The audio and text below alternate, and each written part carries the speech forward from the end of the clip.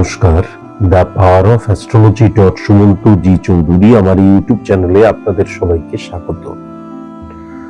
আমি এখন আলোচনা করব পৌষ মাস নিয়ে।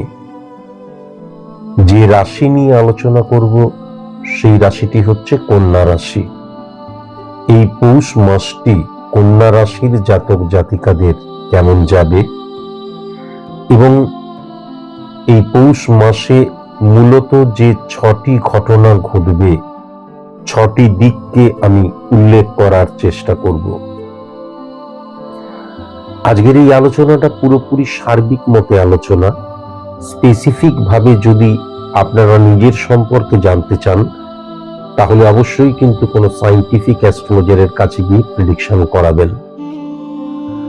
আমার কাছে যারা যারা আসবেন তাদেরকে কয়েকটি নিয়ম পালন করা প্রয়োজন। মূলত মাথায় রাখার প্রয়োজন আছে যারা পলিটিক্সের সাথে যুক্ত এবং যারা সেলিব্রিটি তারা কখনো আমার চেম্বারে আসবেন না। হাতের মধ্যে যারা স্টোন পরে আছেন, জেম স্টোনকে যারা রেমেডি বলে মনে করেন তারা আমার কাছে আসবেন না। আর কেবলমাত্র যাই একবার স্যারের কাছে প্রেডিকশন করিয়ে আসি তারা আমার কাছে আসবেন না। যারা প্রচন্ড সিরিয়াস, আমি আমার নেগেটিভিটিকে ফাইন্ড আউট করব এবং বাই হুক বাই ক্রুক ঘটি বাটি বিক্রি করে হলেও সেই নেগেটিভিটিকে অফ করব, এতটাই সিরিয়াস যারা, তারাই কিন্তু আমার কাছে আসবেন। এটি সার্বিক আলোচনা। প্রথমেই যদি আমি কন্যা রাশির স্পট ইমপ্লিমেন্টেশন ছকটি লক্ষ্য করি এবং লগ্ন ভাব দ্বারা যদি ক্যালকুলেশন করি তাহলে লগ্নে কিন্তু শুক্র বসে রয়েছে, লগ্নে রাহু রয়েছে, লগ্নে শনি রয়েছে এবং লগ্নে মঙ্গল রয়েছে। ইম্পর্টেন্ট ফ্যাক্টর হচ্ছে লগ্ন ভাব 1 নম্বর হাউস মানে আমার স্থাপত্য ভিত মেরুদণ্ড পরিকাঠামো। সেখানে যখন শুক্র অবস্থান করছে তার মানে আমার যে জৈবিক চাহিদা, শুক্র মানে কি লাক্সারিয়াস লাইফ লিড করা। লাক্সারিয়াস লাইফ লিড করা মানে কি আমাদের মতন সাধারণ নিম্ন মধ্যবিত্ত মানুষের লাক্সারিয়াস লাইফ লিড করা মানে আমরা যে অড সিচুয়েশনের মধ্যে রয়েছি সেখান থেকে ওভারকাম করাকে বোঝায়। এখন যখনই 1 নাম্বার ঘরে শুক্রের অবস্থান, শুক্রের ঘরে কিন্তু সেখানে মঙ্গলও বসে আছে, তাহলে মারাত্মকভাবে ফাটকা রিলেটেড জায়গাটাও সৃষ্টি হচ্ছে। ফাটকা রিলেটেড জায়গা মানে আমি 30% নিজেকে নিয়োজিত করছি, আমি চাইছি 90% রেজাল্ট। এই ফাটকা রিলেটেড জায়গা যখন লগ্নে সৃষ্টি হয়, ইম্পর্টেন্ট ফ্যাক্টর শুক্র মঙ্গলের মধ্যে শনি বসে আছে, তাহলে কি হয়ে যাচ্ছে? শনি মানে কিন্তু লিগ্যাল অ্যাক্টিভিটিস এর জায়গা, শনি মানে কিন্তু ডেডিকেশন, ডিভোশন, ডিটারমিনেশনের জায়গা, শনি মানে কিন্তু নিয়মানুবর্তিতা তার জায়গাটা এবং কঠোর কঠিন পরিশ্রমের মধ্যে দিয়ে অ্যাচিভ করার জায়গাটা, রুলস অ্যান্ড রেগুলেশনসকে মেনে চলার জায়গাটা এবং যে কোনো প্রতিবন্ধকতাকে ওভারকাম করার জায়গাটা, তাহলে এবং কঠোর বাস্তববোধের জায়গাটা। তাহলে শনি যেগুলোকে রিপ্রেজেন্ট করে, ফাটকা রিলেটেড জায়গা থেকে যেই জায়গাগুলো বেরিয়ে আসে সেটা পুরো শনির অপোজিট হয়ে যায়। আবার যদি লক্ষ্য করা যায় তাহলে কিন্তু লগ্নে রাহু বসে আছে, রাহু মানে ইলিউশন, আবেগ, ইমোশনের জায়গা। তাহলে কন্যা রাশির লগ্নে কিন্তু শ্রাপিত দোষও সৃষ্টি হচ্ছে। কেন না? শনি এবং রাহু, শনি মানে কট্টর বাস্তববাদী মন, রাহু মানে ইলিউশন, আবেগ, ইমোশনের জায়গাটা। প্রত্যেকটা ইঞ্চি লড়াই করে জয় করার প্রবণতা শনি, আর রাহু মানে হচ্ছে রাহু এবং শুক্র মঙ্গলের অবস্থানও চটজলদি সফল হওয়ার যে বাসনা। সুতরাং লগ্নে কিন্তু যেটা লক্ষ্য করা যাচ্ছে, মারাত্মক প্রবলেম সৃষ্টি হয়েছে। একদিকে ফাটকা, একদিকে লিগ্যাল অ্যাক্টিভিটিস, একদিকে ইলিউশন, আবেগ, ইমোশনের জায়গাটা। তাহলে আমি কিন্তু পৌষ মাসটিতে, বাংলার এই মাস পৌষ মাসটিতে কন্যা রাশির জাতক জাতিকাদের লগ্ন ভাবটা পজিটিভ দেখছি না। আমার মনের মধ্যে কখনো মনে হবে আমি একদম নিয়মানুবর্তিতার সাথে জীবন লাইফ লিড করি, কখনো মনে হবে আমার যে জৈবিক চাহিদা চটজলদি যাতে আমার যে আকাঙ্ক্ষা, আমার যে সফলতা, আমি যেটা চাইছি সেটা যাতে পেয়ে যাই। আবার চরম ইলিউশন, আবেগ, ইমোশনের দ্বারা আমি প্রত্যেকটি কাজ করব, সিদ্ধান্ত গ্রহণ করব, যে কোনো মানুষের সাথে সম্পর্ক স্থাপন করব। আমার দৃষ্টিভঙ্গির মধ্যে ইলিউশন, আবেগ, ইমোশনের জায়গাটা ভয়ঙ্কর রকমের লক্ষ্য করা যাচ্ছে।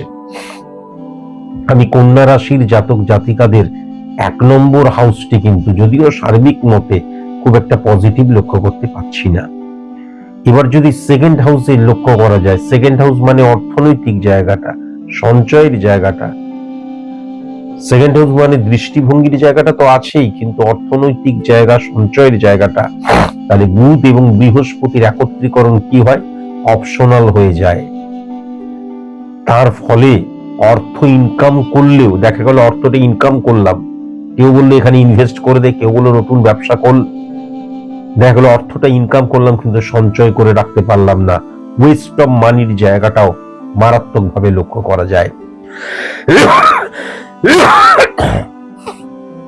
এখান থেকে ভেরি ভেরি কনসাস এবং কনসাস অবশ্যই হওয়া প্রয়োজন। 3 নাম্বার ঘরে যখন চন্দ্রের অবস্থান চলে আসে এবং চন্দ্র কিন্তু চন্দ্রের ঘরে বসে আছে, সমসপ্তমেকে খুব ভালো মতন যদি দেখা যায় শনিকে হিট করছে, শনির ঘরকে, সেই শনি কিন্তু শুক্র, মঙ্গল, রাহুর সাথে শুক্রের ঘরে বসে আছে। কন্যা রাশির জাতক জাতিকারা না অন্যের দ্বারা প্রভাবিত হয়ে যাওয়ার জায়গাটা লক্ষ্য করা যাচ্ছে, অন্যের কথাকে বেশি গুরুত্ব দেওয়ার জায়গাটা লক্ষ্য করা যাচ্ছে, অন্যের দ্বারা ধার্য করছে আমি ঠিক না ভুল, অন্যের কথা শুনে কাছের মানুষকে জাজ করছে। অন্য কেউ কিছু বলল, আমি আমার কাছের মানুষটিকে বা বিশ্বাসযোগ্য মানুষটিকে তাকে জিজ্ঞাসা করলাম না, অন্য কারোর কথা শুনে তাকে হঠাৎ করে তার স্পর্শকাতর জায়গায় হিট করতে শুরু করলাম, এটা লক্ষ্য করা যাচ্ছে। কেউ আমাকে বলল তোমার এই কাজটা কিন্তু ঠিক নয়, তুমি তোমার দ্বারা হবে না, তার কথা শুনে আমি বিশ্বাস করে নিলাম তাহলে বোধহয় আমার দ্বারা আর হবে না, তার কথা শুনে আমি বিশ্বাস করে নিলাম আমি ভালো মানুষ, আমি খারাপ মানুষ, আমি সফল হওয়ার উপযুক্ত বা বিফল হওয়ার উপযুক্ত। অন্যের দ্বারা চালিত পরিচালিত হওয়ার জায়গা।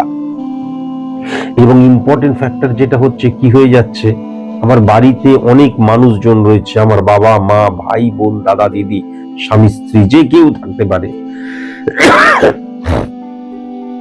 কিন্তু আমি যখন কোনো ভাইটাল সিদ্ধান্ত গ্রহণ করছি, আমি তখন নয় ক্লাব ঘরের রতনদা, নয় চায়ের টেকের স্বপনদা, এদেরকে বেশি বিশ্বাস করছি, এদের দ্বারা কিন্তু আমি মানে বেশি আমার মধ্যে কনফিডেন্স লেভেল আসছে যে এরা যখন বলছে তাহলে এই কাজটা করি।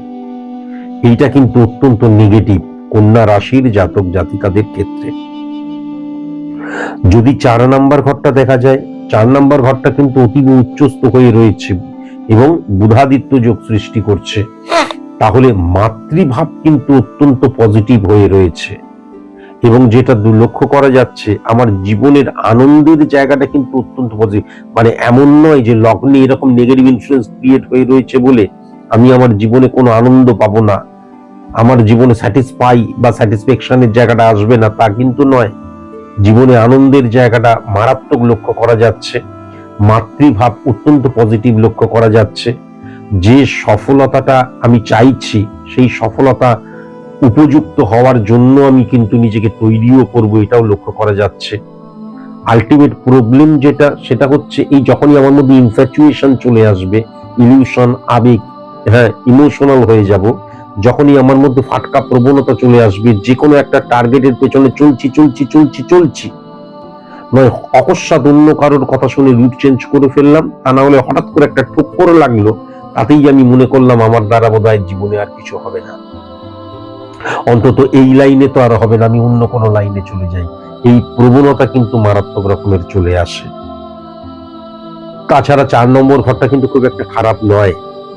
আবার 5 নাম্বার ঘরটাও যদি দেখা যায়, তাহলে 5 নাম্বার ঘরের অধিপতি গ্রহ বুধাদিত্য যোগ সৃষ্টি হয়ে রয়েছে এবং মানে উচ্চস্থ পাওয়ারফুল সূর্যের সাথে তাহলে সফলতার জায়গা ডেফিনিট ভাবে লক্ষ্য করা যাচ্ছে, শুধুমাত্র এই হ্যাপাজার্ডলি মুভ বা স্ক্যাটার্ডলি মুভ এইগুলোকে কন্ট্রোল করার ভীষণ প্রয়োজন আমার যেটা মনে হয়।